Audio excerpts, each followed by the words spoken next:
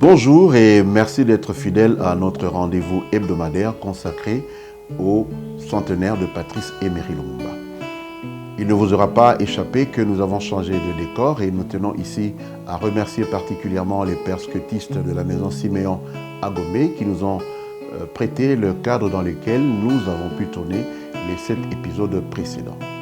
Au cours de ces épisodes, vous vous en souvenez certainement, nous avons abordé, entre autres, la question liée aux causes lointaines de la passion de Patrice Emery Lumumba, ce que nous avons appelé les causes macro-historiques. Il est temps à présent d'aborder les causes contemporaines. Elles sont le résultat des interactions toxiques qui ont marqué les rapports entre Lumumba et certains de ses compatriotes politiciens d'une part, ainsi que des personnalités et puissances étrangères de l'autre. On peut considérer le discours du 30 juin 1960 comme un tournant décisif qui va cristalliser les oppositions au Premier ministre congolais, quoique bien avant cette date, des intentions de son écartement étaient déjà exprimées. Crawford Young rapporte les déclarations de Ganshof van der Merch, désigné ministre chargé des Affaires générales du Congo, avec pour mission de piloter les négociations politiques en vue de la formation du futur gouvernement congolais, mais également de maintenir l'ordre de l'administration judiciaire. Young écrit « Ganshof van der Merch, ministre résident du Congo pendant les 6 dernières semaines, fait entendre dans son rapport sur la mission qui lui avait été confiée qu'il avait fait tout ce qui était légalement possible pour éviter un gouvernement Lumumba et qu'il fut l'objet de nombreuses pressions qui lui représentaient la nécessité qu'il y avait de trouver à tout prix un autre chef de gouvernement. Cette tentative d'écarter Lumumba n'était pas nouvelle. Dès mars 1960, le comte Harold Aspremont Linden avait convenu avec Arthur Doucy de l'Institut Solvay que l'homme à éliminer était Lumumba. Plus tard, cette proposition sera interprétée comme une volonté d'élimination politique, mais non pas physique. Les ennemis du Premier ministre congolais constituent un groupe hétéroclite. C'est une nébuleuse dans laquelle on retrouve des entités divergentes à mains égards, mais qui se sont liguées pour un seul et même objectif, l'élimination physique de leur ennemi commun. Les acteurs ennemis de Lumumba sont clairement identifiés comme étant aussi bien internes qu'externes. Et Christophe Boisvauvier le confirme lorsqu'il déclare « L'assassinat de Lumumba est l'action collective d'une association des malfaiteurs. Comme le dit le collectif belge Mémoire coloniale. La responsabilité des crimes est partagée entre 4 groupes d'acteurs qui sont aujourd'hui assez bien identifiés. Chacun joue sa partition. Les Américains parrainent, les Belges soutiennent, les groupes Mobutu commandent et Tshombe exécute. Dans ce crime d'État, 13 personnages se distinguent. » Boisvauvier de les citer. Dwight Eisenhower, président des États-Unis. Alan Dulles, directeur de la CIA. Larry Devlin, responsable du bureau de la CIA à Léopoldville. Baudouin Ier, roi de Belgique. Gaston Esquins, Premier ministre belge. Harold Aspremont Linden, ministre belge des Affaires africaines. Louis Marlière, lieutenant-colonel de l'armée belge, ancien chef d'état-major de la force publique et conseiller de Mobutu. Mobutu, colonel et chef d'état-major de l'armée nationale congolaise. Joseph Kasavubu, président de la République du Congo. Justin Bomboko, ministre des Affaires étrangères, puis président du Collège des commissaires généraux. Victor Ndaka, patron de la Sûreté nationale congolaise. Moïse Tshombe, président de l'État sécessionniste du Katanga. Godefroid Munongo, ministre de l'Intérieur de l'État sécessionniste du Katanga. Ces personnes se répartissent dans les 4 groupes identifiés par Boisvauvier. Mais ce dernier semble avoir oublié 2 autres acteurs. D'abord, Claire Timberlake, l'ambassadeur américain à Léopoldville, et puis un 5e acteur très important dans la tragédie, à savoir l'ONU, l'Organisation des Nations Unies, à travers son secrétaire général Dag Hammarskjöld, ainsi que certains de ses représentants au Congo. Le premier groupe évoque l'axe Bruxelles-Washington, auquel il faut désormais adjoindre New York, siège de l'ONU. Le second renvoie à l'axe Léopoldville-Élisabethville, axe paradoxal s'il en est, étant donné que le Katanga a fait sécession et se trouve en conflit ouvert avec Léopoldville.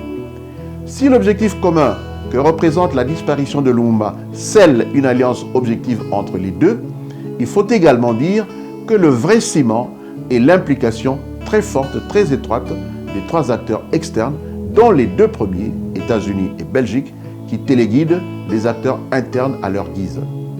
Et à l'axe Léopoldville-Elisabethville, il faut intégrer un autre acteur, à savoir Bakwanga de Kalonji.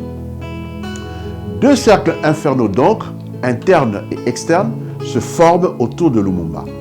À l'interne, il s'agit en fait de 10 personnalités et non pas 6 selon la liste de Bois-Bouvier, c'est-à-dire des personnalités qui, en la circonstance, vont se donner la main.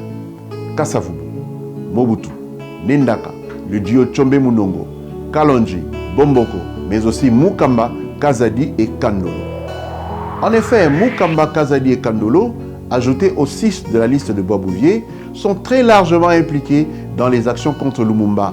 Bien plus, ils font partie du collège des commissaires généraux et à ce titre, ils ont notamment pris une part active à la fameuse réunion du 13 au 14 janvier du collège qui a statué sur la manière de mettre fin au dossier Lumumba. Il faut noter, selon Jean-Marie Mutamba Makombo, que le procès verbal de la séance du week-end du 13 et 14 janvier 1961 consacré au sort de l'ancien Premier ministre est indisponible à cause de son caractère très sensible.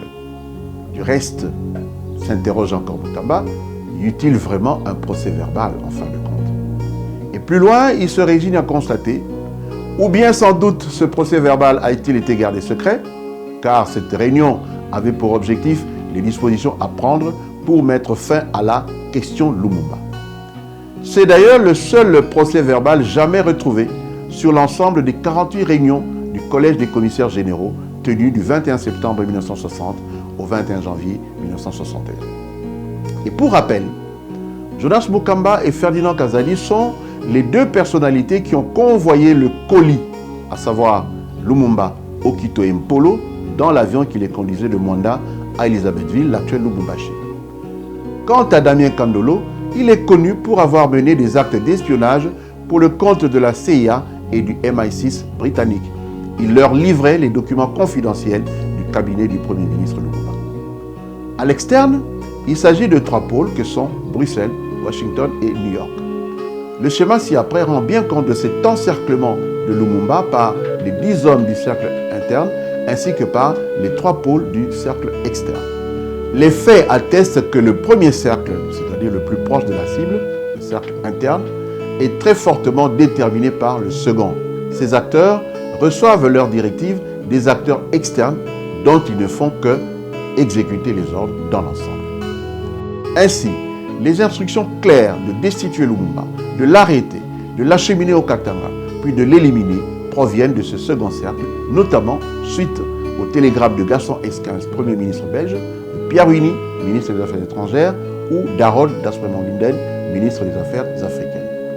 Ces ennemis ont des motivations diverses.